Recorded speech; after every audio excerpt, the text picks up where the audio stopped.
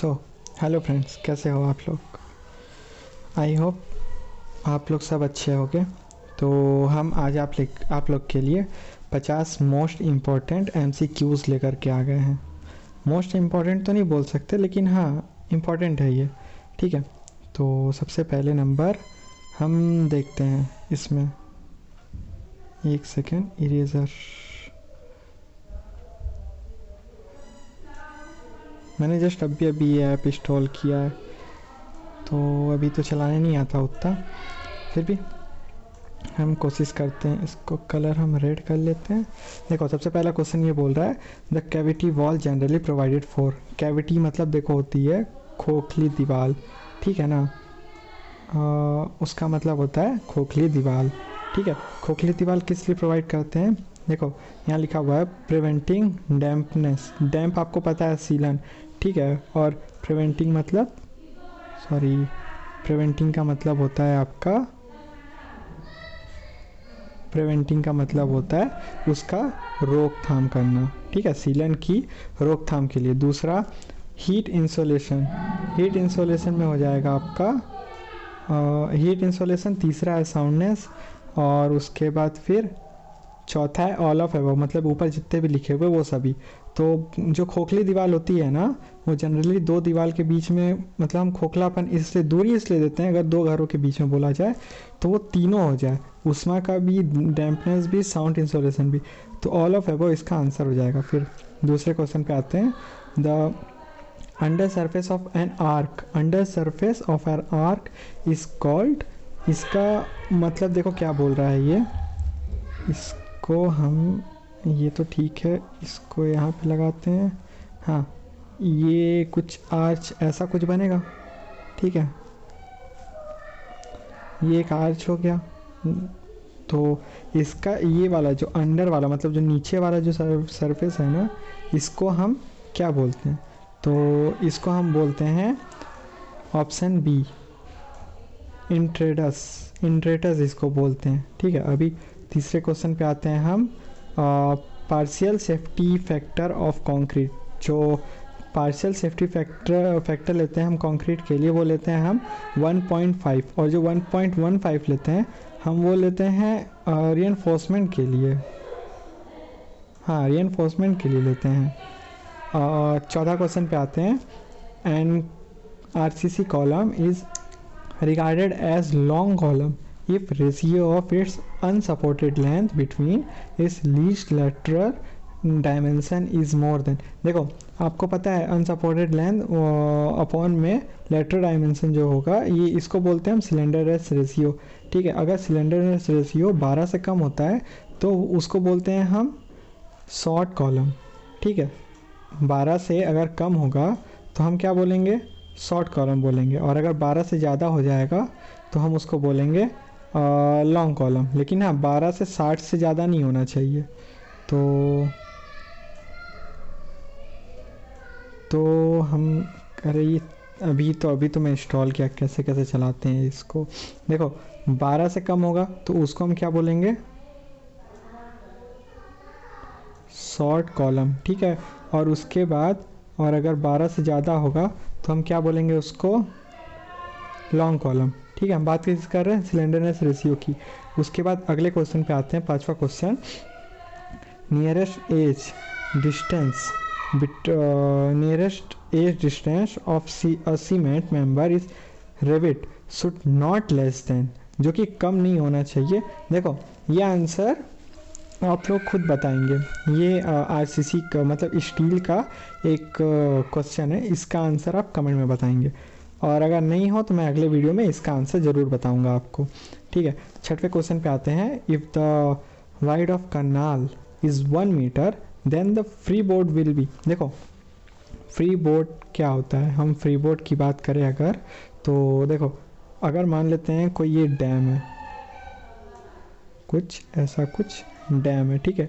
यहाँ पे आपका ये पानी है, ये हम मान लेते हैं पानी है, ठीक है। ये पानी का ऊपरी सतह। देखो जो ऊपर वाला लाइन है ना उसको हम बोलते हैं फेरिएटिक लाइन, ठीक है। यहाँ तक हमें पता रहता है कि यहाँ तक अपना पानी का लेवल होगा, सरफेस होगा। और जो इसके ऊपर ये वाला जो दिया हुआ है ना, थोड़ा हम एक्स्ट्रा छोड़ते हैं, इसको बोलते हैं क्या, ये वाला फ्री बोर्ड, ठीक है। फ्री बोर्ड हम इसको हम फ्री बोर्ड बोलते हैं, ठीक है। तो 1 मीटर अगर दिया हुआ है ये, तो हम उसके लिए 0.30 मीटर की जो है फ्री बोर्ड जो है हम तैयार करेंगे। यानी कि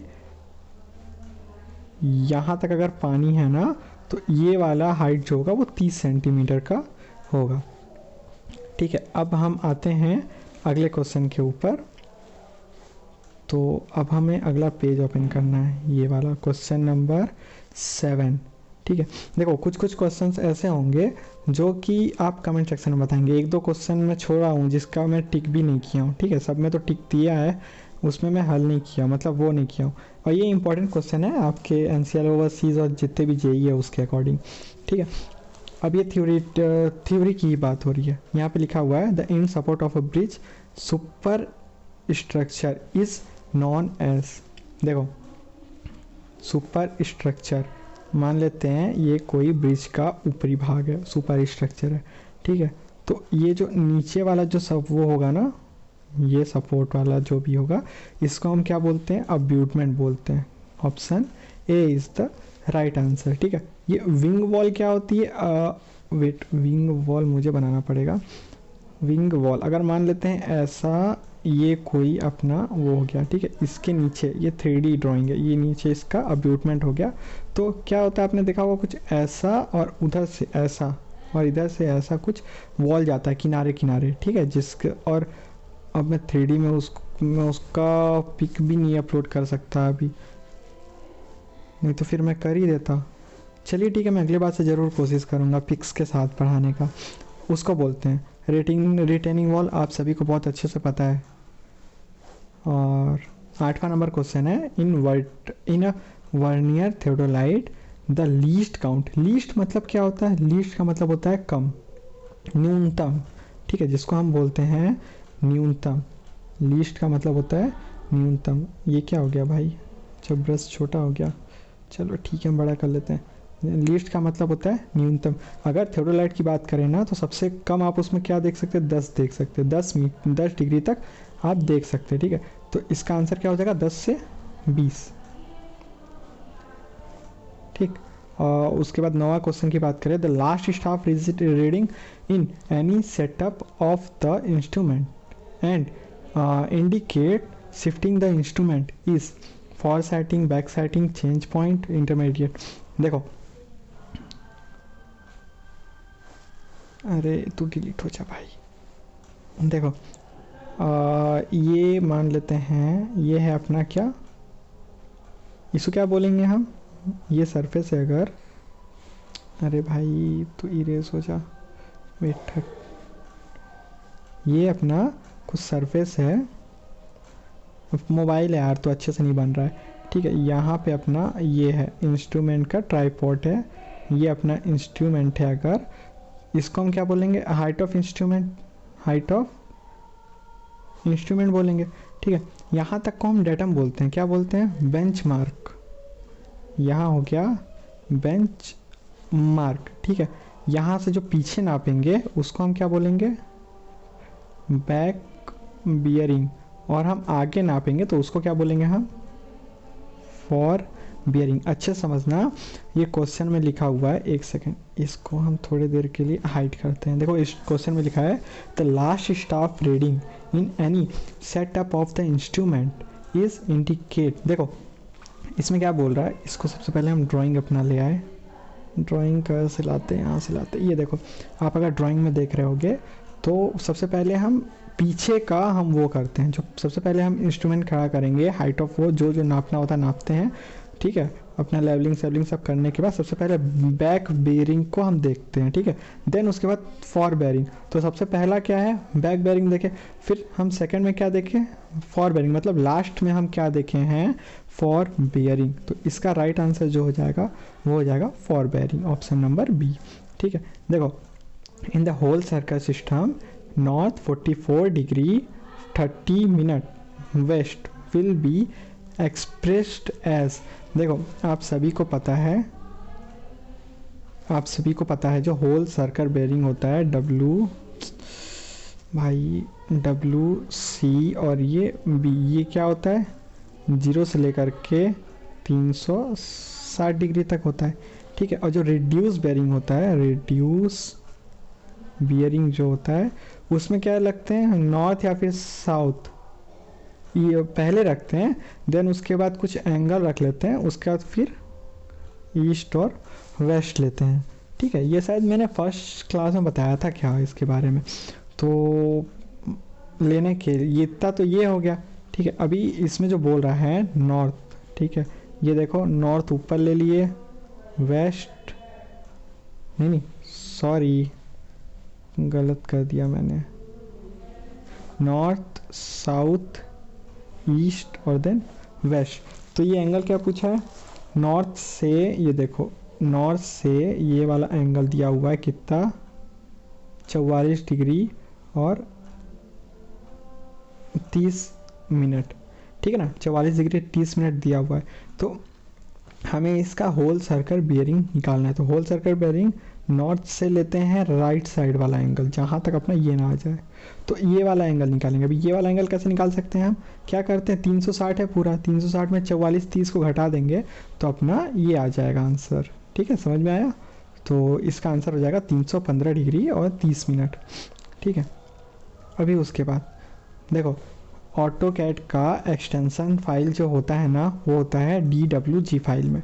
ये बहुत इंपॉर्टेंट क्वेश्चन है, हर एक एग्ज़ाम्स वगैरह में ये पूछा गया हुआ है, ठीक है।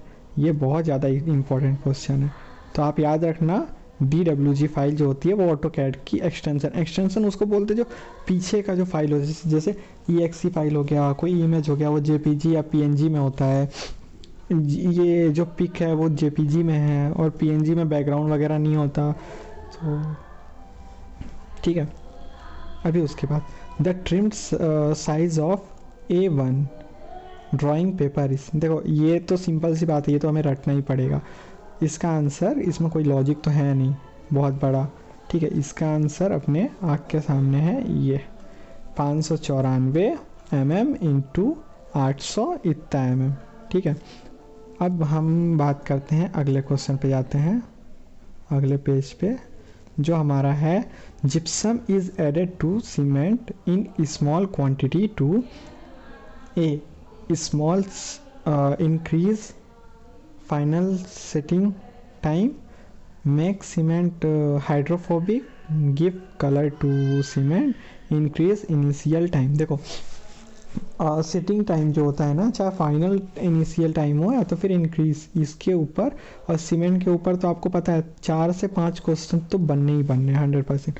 तो मैं कल सबसे पहला काम यही करूँगा, या अगला ही लेक्चर में सीमेंट का लेकर के आऊँगा आपके लिए, बाकी सब रोक करके मैं सीमेंट के बारे में ले आऊँगा, तो आप लोग को ये समझ में आ जाएगा ये क्या हो रहा है। देखो जिप्सम जो होता है ना, जो जिप्सम होता है ये हम इसलिए ऐड करते हैं ताकि इसका जो इनिशियल टाइम है वो बढ़ जाए। इनिशियल टाइम आप सभी को पता है क्या होता है, मतलब वो कब तक जमता है, उसके जमने की टाइम, ठीक है, प्रारंभिक जमने की टाइम, जब वो अपना वो छोड़ देता है टाइमिंग, मतलब उसमें से पानी हट जाता है, अभी उसको क्या बोलते हैं, इनिशियल टाइम मैं आपको कल अच्छे से बताऊंगा। देखो ये सीमेंट बहुत इंपॉर्टेंट है, ठीक है, उसके अकॉर्डिंग टू हर एक एग्ज़ाम MCQs इसमें से आते हैं, तो अब हम इसके बारे में कल देखेंगे।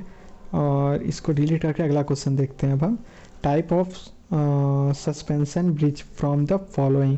देखो सस्पेंशन ब्रिज स्लिंग ब्रिज भी होता है, रैम ब्रिज भी होता है, ठीक है। तो A और B दोनों हो गया। इसके इमेजेस मैं कोशिश करूँगा लाने की इमेजेस समझ में आता अच्छे से है, अगले बार मैं कोशिश करूँगा, अभी वो नहीं है मेरे पास कुछ। 15वां क्वेश्चन है, in highway construction of super elevated curves is rolling small processed from lower edge toward upper edge. इसका मतलब ये बोल रहा है ना, जो हाईवे है, हाईवे कंस्ट्रक्शन, उसमें सुपर एलिवेटेड कर्व है। अगर मान लो कोई कर्व हमने मान लो डिज़ाइन किया, ये कर्व हो गया, और हमें मान लो बाहरी साइड हम सुपर एलिवेशन देते हैं, ठीक है, ये अपना साइड ऊपर उठा हुआ होगा। तो ये बोल रहा है पहले हम रोलिंग किसको करेंगे, ठीक है, कॉमन सी बात है, पहले लोअर एज को करेंगे उसके बाद फिर अपर वाले को करेंगे, ठीक है। अब हम अगले क्वेश्चन पे आते हैं। Relation between Young modulus low as modulus of rigidity is given. देखो फॉर्मूला रट लो भैया, ठीक, और मैं कुछ भी नहीं बोल सकता क्योंकि अब पढ़ाने का समय नहीं है अपने पास, बहुत जल्दी अपने एग्ज़ाम आ रहे हैं। 17वां नंबर स्केल प्लेट ऑफ टेरोलाइट। टेरोलाइट में लोअर प्लेट में जो होता है वो स्केल लिखा रहता है, ठीक है। 18वां number which of the following is not type of bolt. Bolt देखो फिश बोल्ट होता है, हुक बोल्ट भी होता है, फैंग बोल्ट भी होता है, लेकिन स्क्रू बोल्ट नहीं होता है। स्क्रू अलग है, बोल्ट अलग है, आप सबको पता है। फिर 19वां क्वेश्चन बोल रहा है compressive strength of ordinary Portland cement after 3 days. देखो इसका क्या है, इसका मैं आप लोग को ना कल एक टेबल बना दूंगा, मैं टेबल आज ही बना रहा था, आज ही मैं इसके बारे में पढ़ रहा था।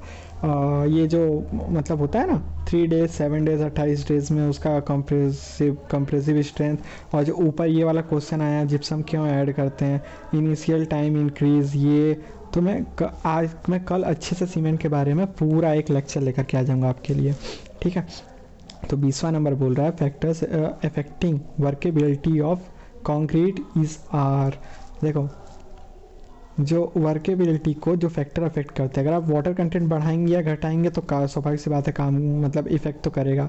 शेप ऑफ एग्रीगेट, एग्रीगेट मतलब जो होते हैं ना पथरीले टाइप में, उसको क्या बोलते हैं, बजरी बोलते हैं लोकल भाषा में, वो मतलब उज्जैन में शायद ऐसा कुछ बोलते हैं, अभी हाँ यही बोलते हैं। तो साइज और शेप पर भी डिपेंड करता है, तो ऑल ऑफ एबव हो गया। अभी उसके बाद अगला क्वेश्चन पे हम देखते हैं मोस्ट इम्पोर्टेंट कंस्टिट्यूट मतलब घटक ऑफ सीमेंट आर। देखो कुछ कुछ वर्ड्स के नीचे मैंने हिंदी लिख दी है जो समझ में नहीं आता, ठीक है। इसमें CH3 और C2S दोनों ही इंपॉर्टेंट घटक है, मैं कल बताऊंगा। देखिए आप लोग खुद ही देख रहे हैं सीमेंट के कितने सारे क्वेश्चन आ रहे हैं, ठीक है।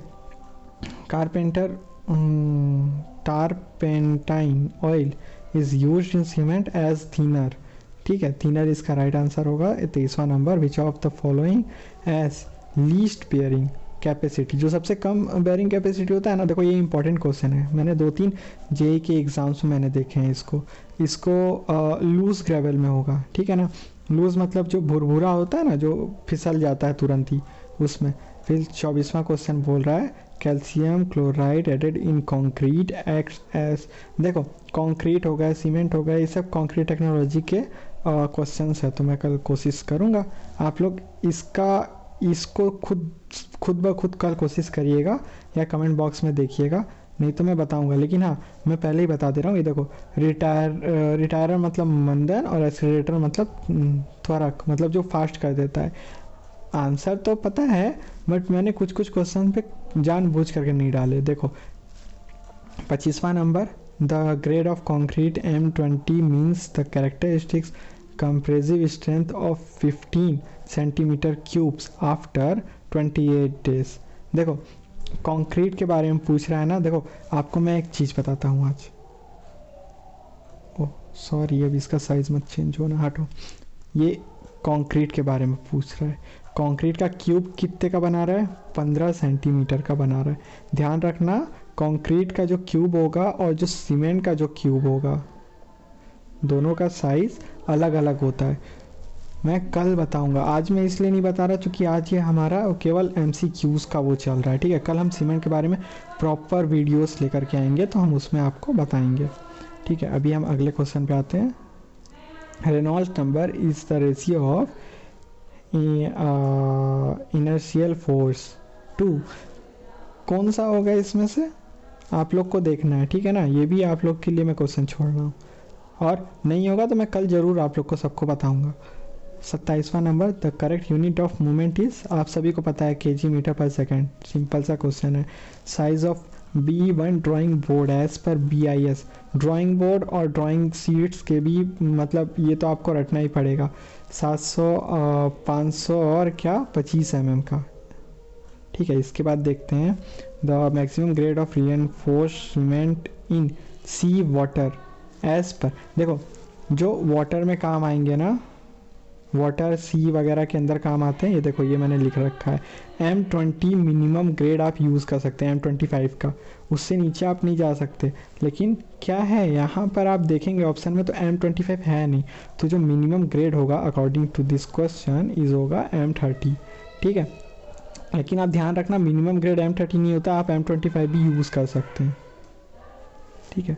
The crushing strength of first class brick, जो फर्स्ट क्लास ब्रिक होता है ना उसका क्रशिंग स्ट्रेंथ होता है 105 किलोग्राम पर सेंटीमीटर स्क्वायर, ठीक है। If R is the radius of main curve and L is the length of transition curve the shift of curve, ये तो देखो मैंने रटा हुआ था भाई, मैं उस टाइम तो मैं पढ़ा हुआ था अच्छे से, लेकिन आज मैं रटा हुआ हूँ, ठीक है। तो मैं इसके भी कर्व्स के भी और सर्वेइंग के भी अब लाऊंगा लेक्चर, लेकिन कल हमें सीमेंट पर ध्यान देना है, ठीक है। मटेरियल टेक्नोलॉजी का सीमेंट सबसे इम्पॉर्टेंट है, वो आएगा बहुत सारे question. The area of any irregular figure of the plotted map is measured with, देखो ये सर्वे का क्वेश्चन है, आप सभी को पता है। ये एक वर्ड आ रहा है इरेगुलर, इसका मतलब है जो कि जैसे वर्ग हो गया, ये मतलब ये हो गया, इरेगुलर मतलब कि कुछ टेढ़ा मेढ़ा हो, कुछ शेप, ठीक है ना। उसका परफेक्ट हिंदी तो अभी मन में नहीं आ रहा है भाई, मैं क्या बोलूँ। इसके बाद का क्वेश्चन आ रहा है the modulus of elasticity of mild steel पे ही हर एक क्वेश्चन आते हैं अपने में। तो माइल्ड स्टील का कितना होता है 0.1 इंटू 10⁵ न्यूटन पर mm स्क्वायर। 34वां नंबर क्वेश्चन है to make the letters in inclined alphabet, उसका एंगल पूछ रहा है, डिग्री पूछ रहा है, तो ये कितना होता है 67 सही 1/2 डिग्री टू 75 डिग्री, ठीक है। 34वां क्वेश्चन है फॉर साउंडनेस टेस्ट, देखो साउंडनेस जो टेस्ट होता है ना, साउंड वर्ड का मतलब ये थोड़ी है कि हम साउंड वाला मतलब टेस्ट लेंगे, नहीं, उस पे ये उसका जो अगर हम उसके जो मतलब क्या बोलते हैं उसको, वॉल्यूम होता है ना, वॉल्यूम मतलब उसका बढ़ेगा या घटेगा ना, उसकी बात करेंगे यहाँ पे हम। साउंड से इसका कुछ वो नहीं है रिलेशन। देखो एक और सीमेंट का क्वेश्चन जो है आपके सामने आ चुका है, तो मैंने बता दिया है कल हम लाने वाले हैं, तो कल का वीडियो आप ज़रूर देखना, आपके एनसीआर में बहुत ज़्यादा काम आने वाला है। फील्ड वर्क का है ये। The place where contour line meet at right angle is known as, देखो इसमें क्या क्या पूछ रहा है, विले घाटी, उस पर भी मिलेगा 90 डिग्री पे, चीफ पर भी मिलेगा, तो इसका मतलब है नहीं चीफ पर नहीं मिलता है, रिच पर मिलता है, तो वेले और रिच दोनों पर मिलेगा। लॉजिक के बारे में पढ़ने का टाइम नहीं है। ये 37वां क्वेश्चन है, आप सभी को पता है, लीड और लिफ्ट इज़ द टर्म, ये हम किस में यूज़ करते हैं, अर्थवर्क में यूज़ करते हैं। अर्थवर्क मतलब खुदाई करेंगे और ऊपर रखेंगे ना, तो मिट्टी ऊपर रखना, उठा करके साइड में रखना, उसी को बोलते हैं हम लीड और लिफ्ट, ठीक है। 38वां क्वेश्चन है radius of gyration of circular section is, answer क्या होता है, क्या होगा आंसर, d/4 होना चाहिए कि गलत है ये आंसर। ये आंसर मैं कंफर्म नहीं दे सकता, इसमें टिक तो मारा हुआ है d/4, लेकिन शायद ऐसा मेरे को लग नहीं रहा है, तो आप कमेंट सेक्शन में ज़रूर बताना अगर कुछ गलती हो जाए तो मेरे से। Generally pile foundation is considered best for, देखो पाइल फाउंडेशन आपको बहुत अच्छे से पता है क्या होता है, बहुत गहरा तक जाता है, बहुत बड़े बड़े पाइल होते हैं, ठीक है ना। तो वो हम बहुत बड़े बड़े स्ट्रक्चर्स के लिए यूज़ करते हैं। तो ब्रिज में नहीं यूज़ होता है, ठीक है ना। मल्टी स्टोरेज बिल्डिंग में ही हम यूज़ करते हैं, रेसिडेंशियल बिल्डिंग में ना। रन अवे ये तो पता नहीं क्या है, ठीक है ना। तो इसका राइट आंसर क्या हो जाएगा, मल्टी स्टोरेज बिल्डिंग, ठीक है। अब हम अगला क्वेश्चन की बात करते हैं, विच command is use for removing extra line in drawing. देखो ये मैंने यूज़ किया हुआ ऑटोकैड, तो मुझे पता है ट्रिम कमांड होता है, ठीक है। The pH value of water to be used in concrete shall generally, देखो 6 से कम नहीं होना चाहिए, नॉट लेस देन 6, ठीक है, pH मान। जो पानी आप यूज़ करेंगे। In some cases the beam provided above the slab. देखो क्या बोल रहा है ये आपको, ये एक स्लैब है, अभी स्लैब के ऊपर हम बीम प्रोवाइड करते हैं ना कुछ ऐसा, तो इसको ये उल्टा टी नहीं दिख रहा है आपको, तो हम इसका आंसर क्या बोलेंगे, इसका आंसर हो जाएगा इन्वर्टेड टी बीम। ठीक है, अभी 43वां क्वेश्चन है, the diameter of a reinforcement bar is D, the anchorage value of the hook 16 D. ठीक है, अभी क्या क्यों कैसे हो रहा है समय नहीं है, आगे बढ़ते हैं। Canals taken off from ice fed perennial river are known as perennial canals बोलेंगे। बस आप रट्टा मारो बस, और मैं कुछ नहीं बोल सकता। CBR कैलिफोर्निया बेरिंग रेशियो, ये हम किसके लिए, किस चीज़ के लिए करते हैं, मिट्टी की जो है स्ट्रेंथ मेजरमेंट करने के लिए करते हैं, सॉइल स्ट्रेंथ। ठीक है, उसके आगे देखते हैं, the highest central which shaped block of an arc is called. देखो इसका मतलब क्या है, अरे सॉरी, अरे तुम डिलीट हो जाओ भाई। देखो